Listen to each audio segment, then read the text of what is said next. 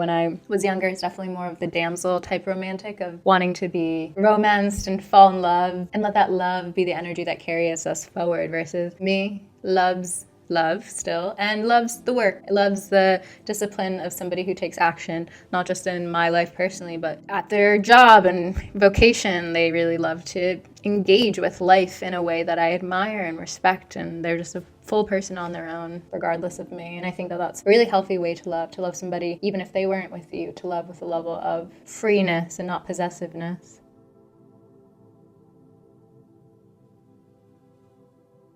Hey you, I'm Anissa. Welcome to Create to Liberate. Today's episode, we're talking about the link between our self-worth and our healthy relationship choices. I love this video that's trending on YouTube. You're not looking for love, you're looking to be chosen, to be picked. So many people are desiring to be swept up off their feet, to be the chosen one, to be the soulmate to someone. And there's a beautiful quality in that romantic perception around love and being chosen. And I try to maintain a romantic POV as well as a realist POV, because what I loved about this video is ultimately the root of the love that people are seeking is not love at all. It's to be chosen, it's to be picked, to receive the validation that they didn't receive in childhood. Oftentimes we're trying to heal childhood trauma. We're trying to receive the needs met from the parent that didn't meet our needs in partner form, and this partner is maybe an avoidant pattern that resembles what we receive from our parents, and we're trying to be chosen by them. It's really interesting how a lot of things come back to that. So if you're interested in building your worthiness, building self-love, building yourself up to a place of abundance, of overflow and love, so that you can attract back partners who also have an overflow of love, then this is the video for you. As always, I share wisdom from my own lived experiences. I believe we're all each other's mirrors, and we provide a mirror to each other to be able to see ourselves more clearly and ideally empower each other. If you enjoy this video, hit the like button, subscribe to this channel on YouTube, and if you're listening on audio, a 5-star review helps us grow, helps support this continuation. Without further ado, let's get into it. So I'm going to cover 4 parts that contribute to us having this overflow of love within us that therefore attracts in soulmate level partnership, high level partnership, conscious partnership, whatever you want to label it as. So the foundation of strong, healthy relationships comes from having us exuding strong, healthy relationship with ourselves. When we have that compassionate talk to ourselves, where we have this love and abundant way of being towards ourselves, then we attract in people who are at that level. I have shared a little bit around the twin flame journey, and there's so many paths if you're an awakened person to get a mirror back as to what patterns you need to break. The twin flame journey is a pattern break of codependency. Usually the pattern break is also of the avoidant and anxious attachment patterns, going like runner chaser dynamics. The ways to end these cycles of choosing people who replicate experiences that you've historically had around invalidation, of wanting to be chosen, wanting to be picked, wanting to be seen, to be heard.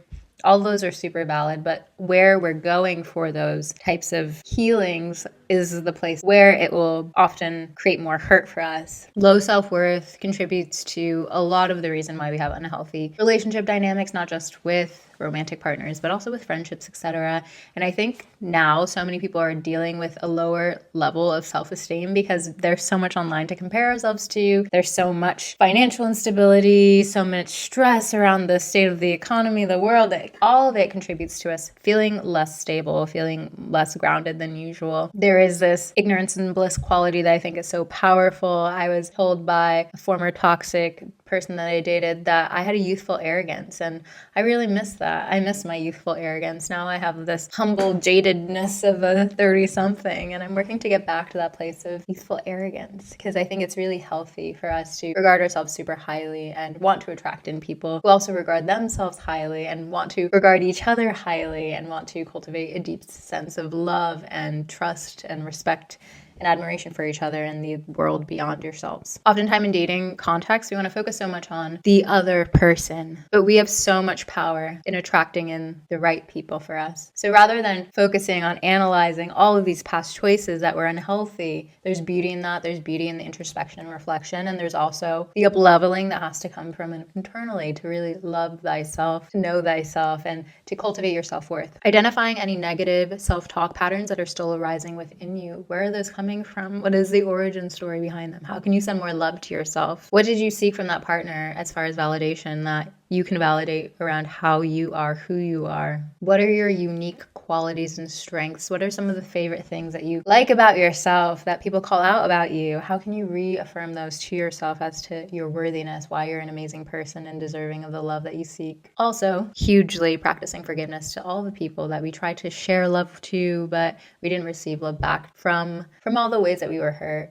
Oftentimes, if we don't allow ourselves to feel the wetness of emotion, then we will bypass it, and then flood. There's a flooding. So how can we allow ourselves to have a little bit of a healthier routine of sinking into our emotional states and really giving them some airtime so they're not coming out in these sporadic ways, they don't stay suppressed within us, and they're not internalized. That will help you unlock your inner worth, and there's so many more practices to go about empowering yourself, doing the things that actually make you feel your highest vibrational self. Writing, dancing, creatively expressing is always something I'll emphasize, and figure out what it is for you. But once you've unlocked that level of self-worth, then you want to move into boundary setting. So whether you're swiping on dating apps or you're dating somebody and you're having some momentum with it, you need to be able to communicate your needs, your desires, your vision for the future. And that can be outside of this person's desires, visions for the future. It's like, okay, I see that's where you are today and I'm over here as far as my needs and desires in the future. If they start to align or they seem to be deviating, then that's okay. We can walk away from each other. But having a level of detachment from that, and there can be some collaboration in that, which is really beautiful. But it's okay for you to be affirmed in what you want and be a whole person. There's this whole illusion around meeting your other half, and I think it's beautiful to have some relationships that obviously work better as an enmeshed unit of figuring things out together. But when you're initially meeting somebody, you don't know them. It's so powerful to, over time, give more, accommodate more, compromise more, and be willing to adjust. But know what you want, know the direction you want to go in, not having the level of rigidity that you're completely stuck in your ways, but having some container that somebody can also swim within, and they have some container that you can also swim within. It supports each other in that way. Also, when you meet somebody, not getting so enmeshed is also time and space. You need time and space to be able to sink back into your own energy, to cultivate your own interests, to nurture your pre-existing friendships, etc. So often people just want to rush the honeymoon stage and run forward into the world together. And the honeymoon stage is so beautiful. It's a period at which you don't know each other. You're getting to know each other. But the thing is, you'll see that person and who they really are over time. And what often happens when people rush this honeymoon stage is disconnection from all of the people who added so much joy to their lives, that were their emotional support anchors, that were such a part of their habits and routines, and the ways that they like to function get really disrupted. And then maybe that relationship ends, and then they're trying to get everything of the external stuff back. And at that point, it's very silly, like how many times to do that before you're like, nah. I don't tend to run forward pretty quickly anymore because I just don't know. And it's not jaded fully. It is just a practice of discernment, and knowing that you're worthy also comes with knowing that it's okay to have boundaries, and the right people have patience and plan to stick around. Last but not least, when it comes to boundaries, this is in terms of conflicts. Knowing the ways that you like to fight, the ways that you like to have disagreements and conflicts and resolve them. Doing it healthily. I actually just ordered Nonviolent Communication. It's a book that was recommended to me again and again, and I've looked up nonviolent communication practices, but never really started fully implementing them. But no, I'm taking it to the next level. I'm actually really getting into this because I think it's beautiful that there is education on how to have conflict healthily. The nonviolent communication title is a big turnoff, but ultimately it's empathetic communication. When you have boundaries and you're healthy around those boundaries, then you have a level of detachment and distance that you're able to hear what a person's sharing with you that might be conflicting with how you feel. They can share what their needs are. You can share your POV. Then you can take space. They can also mirror, I hear you, say X, Y, Z, and then you can have the space to try to resolve some things, to be able to see and hear each other out. It's just also so huge, where you can see, okay, I'm understanding you, and I understand that your needs are X, Y, Z, and they can affirm if that's true for them. Sometimes we're just not very good at hearing each other and making the space to hear each other, and having a level of emotional regulation around that is super important. Unlocking our inner worth, self-worth, having strong boundaries, and also radiating the love that you desire back. Often we go into dating with a level of fear, right? It's tiring to put your heart out there. It's tiring to go through these cycles of wanting to share life with somebody, to build something with somebody, a future with somebody, to share in moments with somebody. It's very vulnerable to continually put ourselves out there, but no better way to live. And never settle. So I think it's really beautiful to get to a place where we radiate overflow of love, because when we're in that overflow of love that's not personal to that person. It's love for life. It's love for ourselves. It's love for our friends, family. And in the presence of that person, they get to experience a bit of that. And it's a very beautiful thing, but it's not personalized to them. So if they remove themselves from the picture, you still have so much love. It's a level of unconditional love that we have the ability to cultivate when we have connection to source, to the universe. So doing the things that actually fill you up in that state of worthiness, in that state of love and high vibration, is the overflow that also helps you magnetize and attract in the kind of partners that are really supportive of that. And some people obviously continue to fall into these empath, narcissist type codependent dynamics, but the truth is you get better at eyeing those out when you have that overflow of love, and you're able to release those much more quickly when you have healthy boundaries and high self-regard. Prioritizing relationships that nurture and uplift you is important. Prioritizing people that have healthy habits that keep you feeling your most expanded, expressed self is super important. There's red flags, and then there's yellow flags and orange flags. You're not going to meet a person who doesn't have some yellow flags or some orange flags, but red flags, those are worth noting, and those are worth having addressed if they're major to you. When it comes to soulmate relationships, I believe that we have access to so many people that can nourish us back because they nourish themselves. They are in a state of overflow themselves. So they actually have love to give. They have emotional availability. They have some physical availability to us. And we have to just determine what our needs are. And there are folks who we have past life connections with. And those are super beautiful. I've had so many of those. And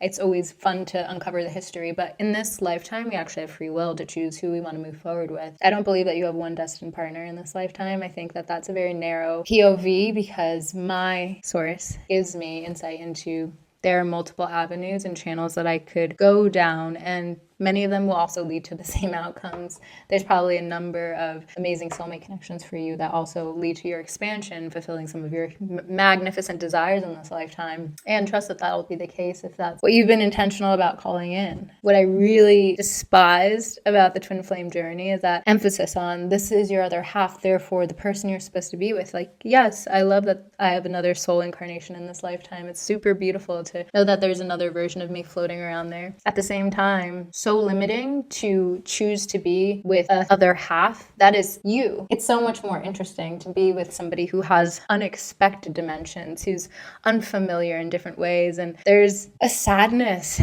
to wanting the predictability of past pain over the potential abundance and expansion of future possibility. Last but not least, when it comes to developing this self-worth that allows us to attract in the biggest loves of our life, know that that's not just impacting you as an individual, that's generationally creating so much healing likely in your lineage. If you're like me, then maybe you experienced codependent relationship dynamics in your family, toxic relationship dynamics in your family, unhealthy patterning and behavior surrounding you. And it feels pretty difficult to envision a future where that doesn't exist. But we have beautiful opportunity in this lifetime to be the living embodiments of healthier versions of love, and going forward and thinking about our partner as a teammate, thinking about our partner as somebody that we love and we accept and we have this deep level of respect for, and we are also whole people on our own. It's so beautiful to envision a future where both people are looking towards a shared vision of the future. They're not necessarily staring at each other like, you give me this and then I give you this and you give me this. They're opening themselves to actually look out to the world. They know that they're side by side. There's communication, and they're able to serve in their mission in this lifetime to open hearts and minds and do amazing things in the world like you're doing. Super exciting to think about. Or couples who are both on their growth journeys, their healing journeys, are constantly working between their inner worlds and spiritually awakening and expanding within themselves, and then also going out into the world and doing things and making things and having fun in this lifetime while we still get to be here, because it's a joy to get to be here. It's a beautiful, unpredictable period of time for many of us. So savoring it and sharing it, regardless of if this person arrives in your life sooner than later. Obviously, take the proactive effort to date. I have a lot of people who desire to date, but they won't fulfill that actual desire. They won't take the actions behind that. Please take the actions behind that. That is part of the worthiness journey of just being like, yeah, I'm doing this because it's something I care about, but I'm obviously not going to make it such a grand, like, once I have this and once I have that, then I can. It's like, no, you're super worthy of having it in your life now. But it also doesn't have to be your entire life. This is just a sliver of the pie. Your life, your wholeness also matters. Your friends, your family, your interests, your curiosities, the things that you're learning about, your health, your spirituality, like all of those things deserve a slice of the pie. This slice of the pie also needs some action from you. So don't forget that. Just choosing yourself and choosing the abundance of love that's out there and sending you so much love and attracting beautiful love in this life and being that emulation of love in this lifetime. If you enjoyed this video, hit the like button, subscribe to this channel to support our growth. And if you're listening on audio, a 5-star review, it's super welcome. Appreciate you being here.